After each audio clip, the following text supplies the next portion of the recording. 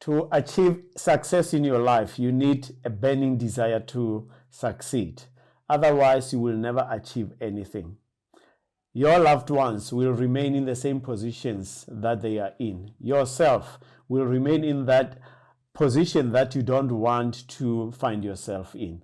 My name is Botaki Hlalele, and through this podcast, we are reaching out to you to expand knowledge and to empower you.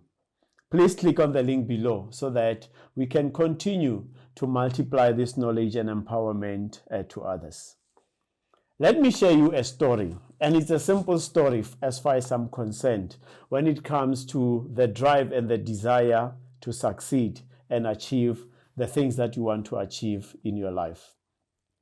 When I was finalizing my high school, or the last year of my schooling, it was probably 4 months before the actual examinations. We lost our biology teacher. And at that point, some of us went to the principal trying to find out when are we going to get the biology teacher. And unfortunately, there seemed to be sluggishness, and there was no sense of agency as far as we were concerned that was coming from the principal. And I remember myself, I went to a friend of mine, Teboho Mahloko, may his soul rest in peace. And we started thinking about how are we going to change the situation. And we just ideated, the two of us, and said, we are going to teach each other the different parts of this lesson. And each one of us will take the part that they understand better. But then we thought we might not be the only ones. We started identifying a few of our colleagues in class and in other classes that were proficient in this subject. Ultimately, we ended up being a group of 6 learners who were prepared to do a study group, if you like. But during that discussion, a thought came to my mind to say, guys, it is not only about ourselves, the 6 of us. Let us go back to the class and find out if other classmates would not want to join us in this journey that we are taking to ensure that we are ready for the final year exams. We called the class together and we asked the fellow students to remain behind after the class so that we can share what we were thinking in this regard.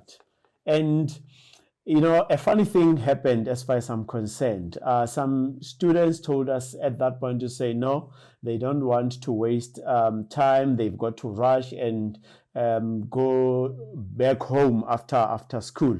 So yes, I understand probably some people had other commitments, understanding the life of a black child at that moment. Maybe some had to rush and go to look after young siblings. But there were those who were never interested. They felt that it is not our responsibility as students at the time, as learners, but the responsibility of the school principal to get us a teacher.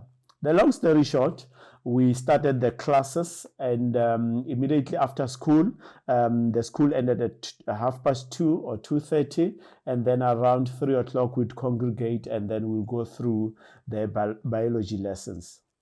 The long and short of it is that at the end of that year, those of us who took the initiative and those who followed us, who joined us in those classes, almost 99% of us, we passed our exams. And I can vividly remember some of those people that were so vehemently opposed to the idea. They never made it to the end of that particular year. So to this day, when I go and visit that small town where I was doing my high school, there are some of the fellow peers at that time, fellow students, who refused to join us in those classes, who even up to today when I visit, they ask me for money. They think I'm successful and I've got to give them money every time I see them. And some of them, they have never worked. There is this one in particular who, when I spoke to the sister, told me that they have presented opportunities to him to work, but he plainly refused to work. And you might ask yourself, what does this story have got to do with the burning desire to succeed? I learned out of that story that there are 4 types of people that you need to look at, or that you need to identify and decide who do you become, so that you can be able to achieve that which you want to achieve. And this story happened 32 years back. And I'm relating this story just to show you that the decisions that you take today, they will affect you into the future. So some of my colleagues that were in that class who refused to join the class found themselves in this situation that I have just explained, that they are the ones who are now asking us money when we come around. They are the ones who are denying job opportunities once they are presented to them. Because of that decision that they took, maybe not only that decision, but a multiplicity of decisions that they failed to take at that point. And this brings me to unpack the person that you need to be in order to achieve. And it is your choice to decide which one of those people, of these persons, you need to be. Let's start with the first one. I learned out of this story that there are those people that I call the feel sorry for me type of people. These are the people who do not have goals. They do not have visions. They do not have dreams. They don't have something that pushes them to jump out of their beds and face the life and its consequences. You know, in the South African context, sometimes we call them Abo Majinganolang. They just go around with the sun. They just change the position of their chairs so that they just bask in the sun. And by and large, this type of people, they want things to be done for them. And if you don't do things for them, they start blaming you, and they want you to feel sorry for them. That is why I call them the feel sorry type of people as far as this journey of wanting to succeed is concerned. And in my story, you can go back to it and unpack. You know, there are those people who ended up now, like I said, asking money from their own peers because they don't want to do anything for themselves, but they show you anger when you don't want to support them. So they don't, at the end of the day, the bottom line is that they are driven by fear, but they portray this view that they don't care about life. But deep down, they do care about life. It is just that they cannot garner the courage to do things for themselves. So they just want the world to feel sorry for them. Let's go to the second group of people. Yes, they also have got fear, and that is why I call them the fear and the doubt trapped. So what is the difference between the fear and the doubt trapped and the feel sorry for me? These ones are different from the first group in a sense that their fear, it's in your face. You can see that they want to do something about their life, but they allow themselves to be paralyzed by fear. So there are 2 types of fears as far as I'm concerned. There's this fear that helps you in terms of your conscience so that you don't do things that are going to jeopardize your life.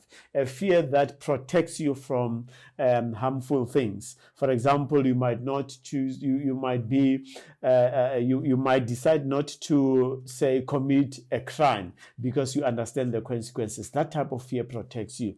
However, these people that I'm talking about, they are trapped by fear. They are paralyzed by fear.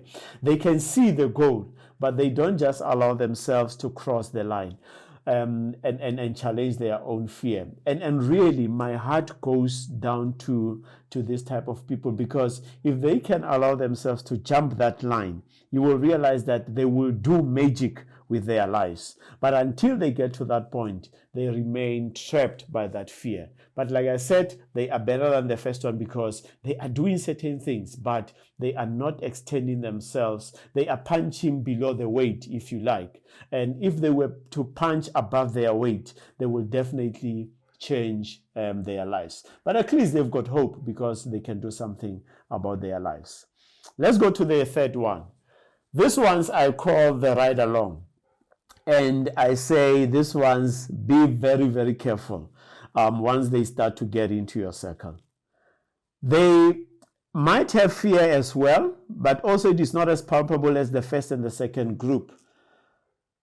They can make things happen, but they choose not to make things happen because they want things to come easy to their lives. So they will always move along those who are willing to succeed and to change lives. But they are always just at the right place at the right time to enjoy the fruits of what others have done. That is why I call them the ride along. So those types of people you can never trust, because when things go haywire, they run away. They always are looking for the sunshine. So those are the people that will never cover your back.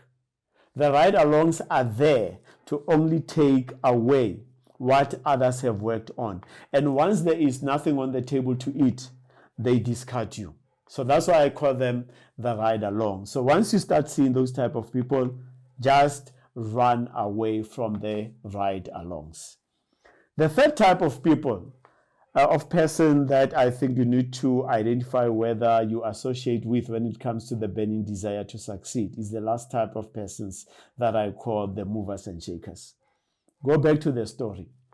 As young as we were, I was 17 years old at the time, we saw our future and what that future can hold for us.